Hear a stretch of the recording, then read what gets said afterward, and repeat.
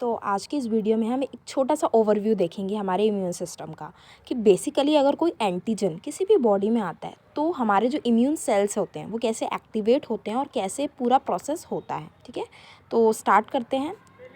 तो सबसे पहले क्या होता है कि कोई भी एंटीजन अगर हमारी बॉडी में आता है तो क्या होता है, हमारे सेल के सरफेस पे एंटीजन प्रेजेंटिंग सेल्स प्रेजेंट होते हैं। क्या होते हैं? Antigen presenting sales.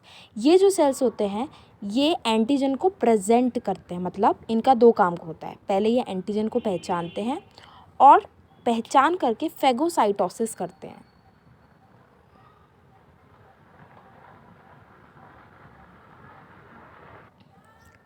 फेगोसाइटोसिस करते हैं मतलब फेगोसाइटोसिस मतलब क्या होता है कि जो भी एंटीजन आया है उसको अपने अंदर एनगल्फ करके उसको फ्रैगमेंट्स के में डिवाइड कर देना, दैट इज़ फेगोसाइटोसिस। उसके बाद में ये क्या करते हैं, अपने सरफेस पे ये एंटीजन को प्रेजेंट करते हैं, दिखाते हैं। जैसे आपको दिख रहा होगा कि ये जो एक एंटीजन है इसकी सरफेस पे क्या है, वो एंटीजन को दिखा रहे हैं सेल की सरफेस पे।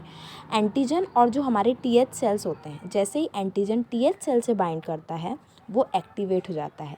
सो ये एक्टिवेट कर देते हैं टीएच सेल को बाय बाइंडिंग विद दैम, उनके साथ बाइंड करके। ठीक है, टीएच सेल को बेसिकली क्या होता है समझो अच्छे से। जो टीएच सेल होते हैं ना, जैसे ही एंटीजन दिखते हैं तो एंटीजन अब टीएच सेल को बोलते हैं कि भाई आओ देखो मैं आ गया हूँ, और टीएच सेल उसको पहचान जाते हैं। ठीक है, तो जैसे ही वो दोनों बाइंड होते हैं टीएच सेल को एक्टिवेट होना होता है, वो इनएक्टिव होते हैं। ये टीएच सेल जो होते हैं ये दो तरीके से अपना रिस्पॉन्स शो करते हैं, एक TH1 और एक TH2।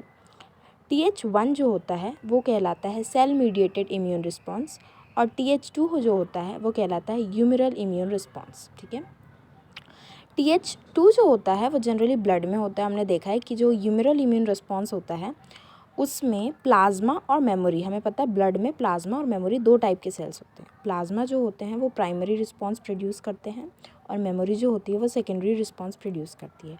प्राइमरी रिस्पॉन्स मतलब एंटीबॉडी प्रोड्यूस करना। ठीक है, प्लाज्मा सेल्स ही वो सेल्स होते हैं जो कि एंटीबॉडी प्रोड्यूस करते हैं, और जो सेकेंडरी रिस्पॉन्स होता है मतलब जो मेमोरी सेल्स होती है, नाम से ही समझ में आ रहा है मेमोरी मतलब कि ये स्टोर करके रखेगी। ठीक है, नेक्स्ट टाइम अगर वही एंटीजन आता है सेल के अंदर तो ये उसे आने नहीं देगी क्योंकि इसके अंदर उसकी मेमोरी बन गई है।